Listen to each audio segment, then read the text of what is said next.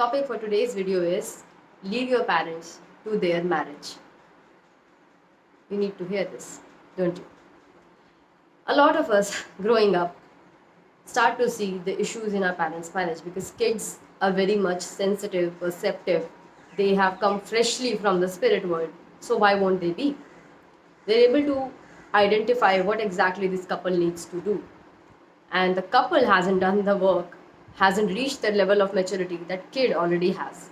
So kid is able to tell things like कि mummy आपको इस तरीके से बात नहीं करनी चाहिए, पापा आपको भी बैठ के सुनना चाहिए, वो क्या कह रही हैं, आप अपना फ़ोन देख रहे हैं, राइट? सो बच्चा बहुत सारी चीज़ें बता पाएगा और पेरेंट्स उसको ये बोल के शट कर देंगे, तुम अभी बच्चे हो, तुम अभी कुछ भी नहीं जानते. That's how an immature parent talks. A mature parent knows the kid has come into their life to teach them something that they do not know.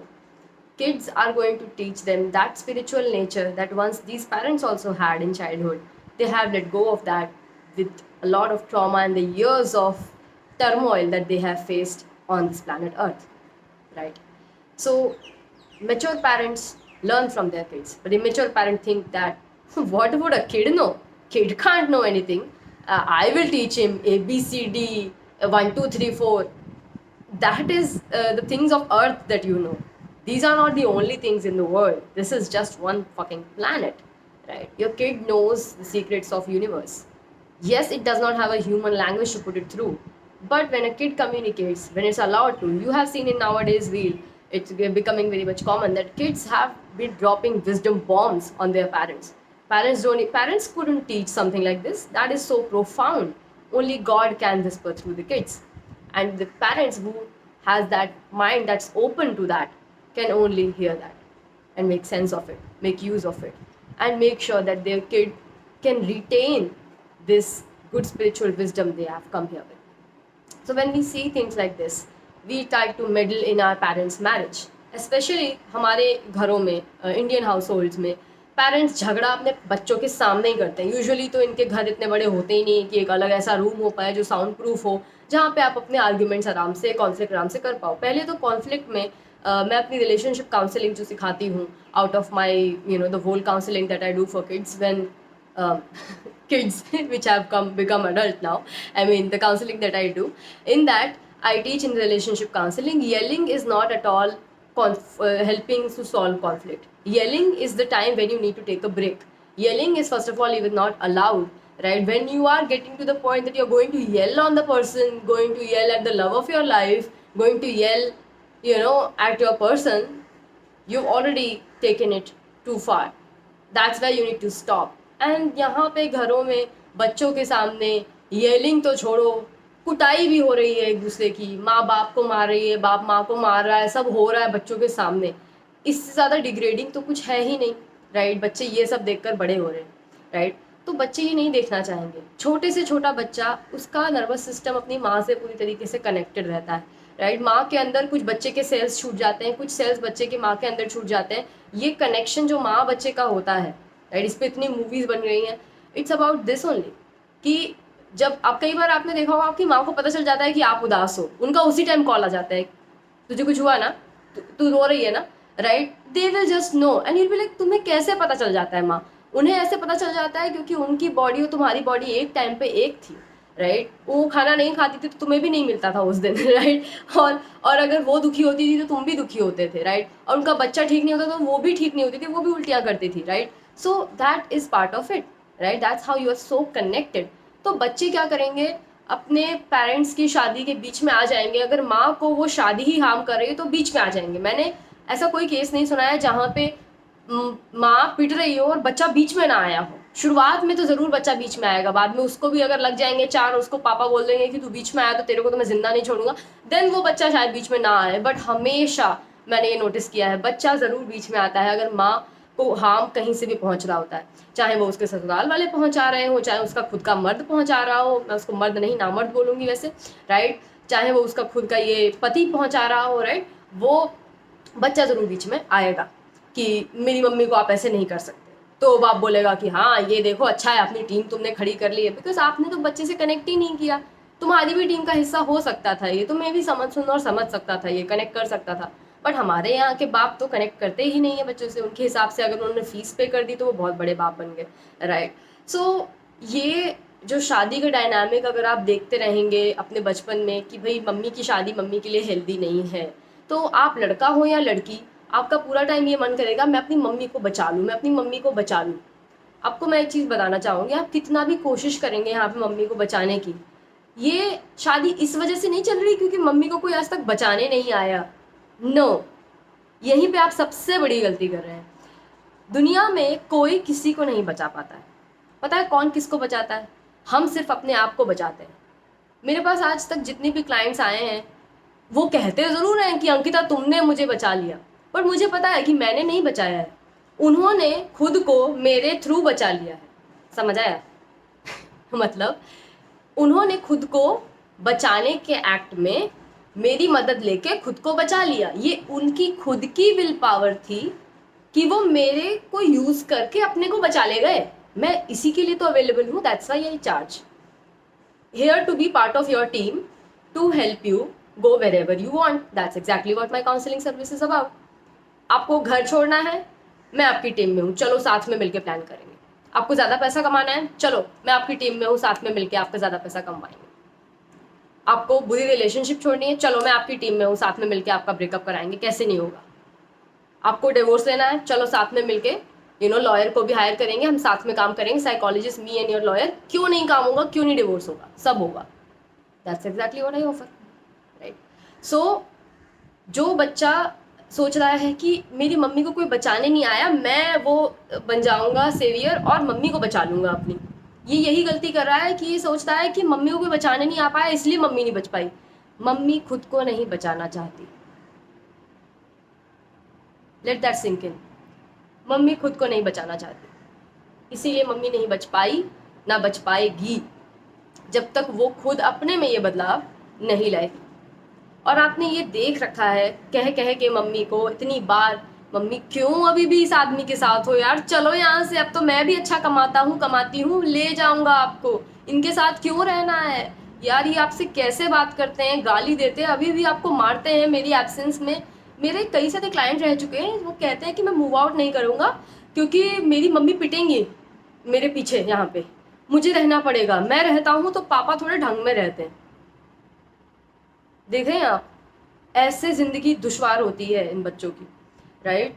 पिटना ही सिर्फ एक बात नहीं है, दूसरी चीज़ें भी, जैसे जो है फादर जो है गाली बकेंगे या फिर बुरी चीज़ें करेंगे माँ के साथ, या फिर यहाँ पे घर में पता नहीं कई और मर्दों को, गेस्टों को लेके आ जाए या खाना बनवाएंगे उनसे, अपनी वाहवाही के लिए बीवी हुआ यूज़ कर रहे हैं। That's all that's going on, right. तो बच्चे को पता है कि मेरे रहते यहाँ पे पापा की ज़रूरत नहीं है कि पापा कुछ ऐसा करे, क्योंकि मैं तो आज का बंदा या बंदी हूँ जो कि पुलिस बुला सकता है, जो कि केस कर सकता है, जो कि इनको खड़े खड़े सीधा कर सकता है, राइट। पापा को पता है, पर अपनी ये जो बीवी है इन्होंने तो ये सेलेक्ट करके लिए। अरेंज मैरिज यूजुअली होती है इन लोगों की, बिकॉज कहा जाता है ना कि शादी को तोड़ने का हिम्मत उन्हीं में होती है जिनमें शादी बनाने की हिम्मत होती है। अरेंज मैरिज वालों का क्या है, उनमें तो शादी बनाने की हिम्मत नहीं थी, वो तोड़ कहाँ से पाएंगे, तो बहुत मुश्किल हो जाता है वहाँ पे, राइट।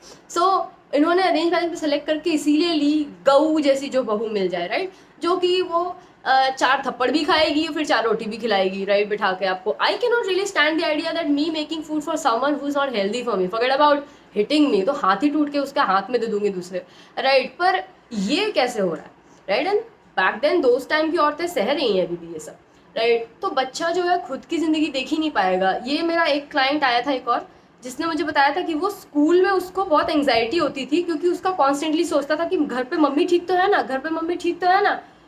वो दौड़ के स्कूल से घर जाता था, वो कभी स्कूल के बाहर कभी गया ही नहीं दोस्तों के साथ, कभी वो धीरे धीरे चल के टहल के भी उसने टाइम नहीं स्पेंड किया। स्कूल की लास्ट घंटी बजी नहीं कि वो दौड़ के घर, मम्मी कहीं पिट तो नहीं रही घर में, पापा ने कुछ कर तो नहीं दिया मम्मी को, जला तो नहीं दिया, मार तो नहीं दिया, क्या नहीं कर दिया। बच्चा कितना टेंशन में उसने अपना स्कूल किया होगा, आप सोच के देखिए एक बार। ये सब सुनने मिलता है मुझे, राइट। सो पेरेंट्स की जो शादी है, आई नो आपको सुन के बहुत ऐसा लग रहा होगा कि यार इतना बुरा हाल है और तू बोल रही है छोड़ के चली जाओ। आप छोड़ कर नहीं जाएंगे ना, ये आपके रहने की वजह से ही इनकी शादी लिवेबल बनी है, वरना ये शादी लिवेबल है ही नहीं। ये इतना यहाँ पे ये जो भी टॉक्सिक कपल होते हैं सबसे पहले बच्चा कर लेते हैं, क्योंकि एक दूसरे की शक्ल इनको सुहाती नहीं है, तो बच्चा जल्दी से करना होता है, इसलिए इन्हें देखेंगे आप पहले ही साल में बच्चा होके डन। क्यों? एक दूसरे से बात करने के लायक नहीं है, कंपैटिबिलिटी नहीं है, घंटा कोई केमिस्ट्री नहीं है, कुछ बात नहीं कर सकते, कोई रोमांस नहीं, कोई इंटीमेसी नहीं, हमें पसंद नहीं एक दूसरे का चेहरा देखना। बच्चा कर लो, मैं अपना ध्यान बटाऊं, तुम अपना ध्यान बटाओ, तुम जॉब में लगो और मैं बच्चे में लगूं, बस मेरे से दूर रहना। मोस्टली टॉक्सिक कपल्स के साथ यही सीन है। यही तो है वो रीजन जिसके लिए आपको बोलते हैं कि बच्चा पैदा कर लो, अच्छा टाइम बीत जाएगा, तुम ज़्यादा झगड़े नहीं होंगे। झगड़े इसलिए नहीं होंगे ना क्योंकि आप देखोगे ही नहीं एक दूसरे को। तुम्हें अब इसकी फीस की टेंशन पड़ेगी, तुम जाओ कमाओ जाके, तुम्हें इसको खिलाना पिलाना पड़ेगा, इसके कपड़े बदलने पड़ेंगे, राइट, सफाई करनी पड़ेगी बच्चे की, राइट। तो ऑफकोर्स तुम्हारे पास लड़ाई करने का टाइम ही नहीं रहेगा और इतने बुरे टाइम में चांसेस हैं कि क्या पता तुम एक अच्छी टीम भी बन जाओ, जो कि बहुत रेयर है, राइट, कि वो बन जाएंगे, एक दूसरे के दुश्मन भले बन जाए, राइट। तो कि ये मेरा दर्द नहीं है, ये तेरा रो रहा है तो तेरा बच्चा, राइट, हंस रहा है तो मेरा बच्चा राइट, अच्छे मार्क्स लाया तो मेरा बच्चा, बुरे मार्क्स लाया तो कैसा तेरा बच्चा।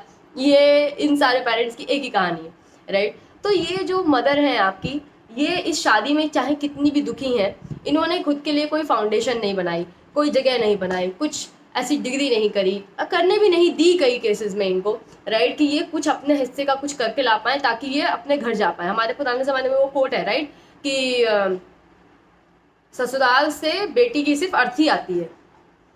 टेक अ लुक, कितना ब्यूटीफुल सपोर्ट उनके पेरेंट्स प्रोवाइड करते हैं, राइट, कि अगर तुम वहाँ खुश नहीं हो। There was this reel that I was watching in that think it was Chinese और Japanese that father says to the daughter's husband, okay, मतलब अपने दामाद से बोलता है कि अगर तुम दोनों के बीच में प्यार ना रहे, इसे बस मेरे पास ड्रॉप कर देना, nothing else I am asking.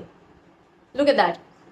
DD से कि पीट पाट के सीधा अर्थी बनाकर ही भेजना, नहीं, ये सिर्फ हमारे प्यारे भारत में होता है, राइट कि अर्थी ही वापस आएगी यहाँ पे, आप जिंदा नहीं आ सकते, राइट। चाहे हस्बैंड तुम्हें कूट काट के बराबर करते कोई फर्क नहीं, पर अर्थी आएगी वापस। ये यहीं की बातें हैं सिर्फ, राइट। सो ये अगर उसको उसके पेरेंट ने वो घर नहीं दिया, usually most of your mothers will not even have a base where she can actually go, where she can call her home. मैंने अपने पिछले वीडियो में इसके बारे में बात करी है कि खुद का घर होना बहुत ज़रूरी है एक औरत के लिए हमेशा, ताकि वो मायका ससुराल में ऐसे पासिंग द पासर ना होती रहे। मायके में उसकी मम्मी को तंग आ गई उससे, उसके टॉक्सिक पेरेंट्स से तंग आ गए, तो वो ससुराल भेज देंगे। ससुराल में तो वैसे भी उसका कोई खुद का है ही नहीं, पति से लेके कोई भी, सब मारे पीटते हैं, जो भी करते हैं उसके साथ, राइट। उसको अपने जैसा महसूस नहीं होता, उसको एक जगह चाहिए जिसे वो अपना घर बोल पाए, जैसे मेरे लिए ये है, राइट। और मैं चाहे जहाँ रहूँ, मेरी एक रियल एस्टेट प्रॉपर्टी सिर्फ और सिर्फ मेरी होने वाली है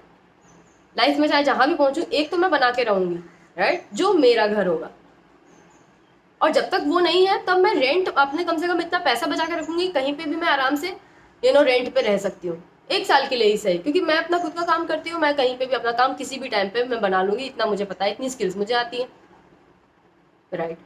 सो that much you need to have. और चलो आप बोलो कि चलो आज के ज़माने की मैं हूँ, मेरे पास ये हो जाएगा, मेरी माँ वो कैसे करेंगी? अरे तुम लेके नहीं दे सकते? इतना तुम्हारा दिल फटा पड़ रहा है अपनी माँ के लिए, वो इतनी खराब शादी में है, उनको एक घर लेके दे दो। ये नहीं कर सकते तुम? एक घर का पैसा लेके दे दो, चलो ठीक है, रेंट पे एक अच्छी जगह पे जितना भी रेंट पड़ता है, एक साल का उतना पैसा वो गिफ्ट कर दो, एक एफडी बना के, कि माँ आपको कभी भी यहाँ ठीक ना लगे, ये बंदा आपके साथ ऐसा व्यवहार करे, आप जा सकती हो। And then you watch that she still doesn't go she still doesn't go. Why? Now you are watching your mother for who she is, not saying she is a bad person, but how change she is by societal chains, I don't know, like societal regulations, rules, whatever, इसकी वजह से how changed she is। and ये chain किसी ने लगाई नहीं है, ये चेन इमेजिनरी है, ये चेन जो है किसी ने अगर अपनी स्ट्रेंथ पे काम ना किया हो, सिर्फ उसी को लग सकती है। दुनिया वाले उसको बचाने आते हैं जब वो पिटती है घर में, जब उसके साथ गाली गलौज होता है, कोई बचाने नहीं आता। पर ये उन्हीं दुनिया वालों की ऐसी पूजा करती है कि अरे दुनिया वाले क्या कहेंगे, मैं तुम्हारे पापा जी को छोड़ के चली जाऊंगी इतने साल के बाद, लोग बोलेंगे हाँ अपना निकल गया आदमी, बूढ़ा हो गया तो देखो चलती बनी है ये औरत। ये सब इन्हें खाया जा रहा है, और ये बैटल्स आप इनके लिए नहीं लड़ पाओगे। आप मैक्सिमम इन्हें ये सपोर्ट आप लाके दे सकते हो, घर दे सकते हो उनको, आप घर का पैसा दे सकते हो, मम्मी आपके लिए सब मैंने दे दिया है, पर खुद निकलो वहां से। ये देख देख के आप अपने नर्वस सिस्टम की भी भजिया कर लोगे और आप कहीं के नहीं रहोगे। इनकी तो जिंदगी गई है और साथ में तुम्हारी भी ले डूबे, हो गया काम। बस इतना ही बचेगा आपकी लाइफ, राइट। इनका ये वॉयलेंस, इनका ये सब अब्यूज देख के ही अगर आप बड़े रहें और आप आगे चले लाइफ में, आप तो आप और आपकी बीवी, कल को आपका हस्बैंड तो चलो आप उधर कहीं दूसरे घर चले जाओगे, पर अगर बीवी आएगी तो वो भी यही सब देखेगी और वो भी परेशान होगी ये सब देख के। ये लाइफ आप लेने के लिए आ रहे हो किसी को, लानत नहीं आता आपको खुद पे, खुद तो निकल नहीं पाए, किसी और को भी इसी जहन्नुम में लेके आ रहे हो, राइट। सो ये आप देखें, इसीलिए जब आप अपने पेरेंट्स को उनके मैरिज पे छोड़ेंगे ना, तब आपको दिखाई देगा कि वो यहाँ पे किसी सेवियर की वजह से, किसी सेवियर की लैक की वजह से यहाँ पे नहीं थे। वो यहाँ पे हैं बिकॉज वो यहीं रहना चाहते हैं, वो यही अलाउ करते हैं खुद को, वो खुद को डाइवोर्स नहीं अलाउ करते। मेरे घर में जितना भी झगड़ा होता था, मम्मी पहले पापा से बहुत नाराज होती थी, हम लोग फिर मम्मी का साइड लेके बोलते थे कि चलो मम्मी आप सही हो यहाँ पे, मतलब जहाँ पे भी मम्मी सही होती थी तभी बोलते थे, अगर मम्मी फालतू की चीज़ करती तो मम्मी भी सुनती ढंग से, राइट। पर जहाँ पे पापा की गलती होती थी, जो कि मोस्टली होती थी, तो हम मम्मी को बोलते थे कि हाँ भाई ऐसे ऐसे ये सही नहीं है, आप कुछ करो इनका।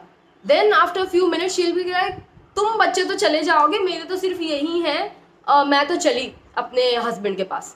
देन वी वर लाइक अबे अभी तो हमें इतनी देर से गाना गा रही थी ये कि ये ऐसे करते हैं, ये वैसे करते हैं, इनकी तो चालीसा बंद नहीं हो रही थी, और अभी देखो एकदम से ही हस्बैंड के पास आ रहे। तो मारो जाके अपने हस्बैंड के पास यार, क्यों हमारा क्यों टाइम वेस्ट किया, इतना हमारा दिमाग क्यों खराब किया? अगर तुम्हारे हस्बैंड इतने परम प्रिय हैं यार, तो इतने झगड़े क्यों होते हैं? क्यों ये एक चीज नहीं रिजॉल्व करके दे सकता तुमको ये बंदा, राइट। फिर अब वही मम्मी हमारा रास्ता देखती रहती है कि कब घर आओगे, कब घर आओगे, मेरे बच्चों के बिना सूना लग रहा है, हमको ही बताया।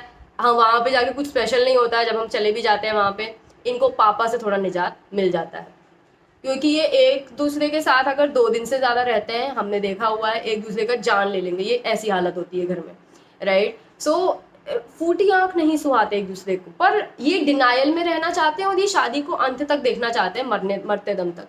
There was this client of mine, he said this something so profound. He said, I really think my mother got the permission to live only when my father died.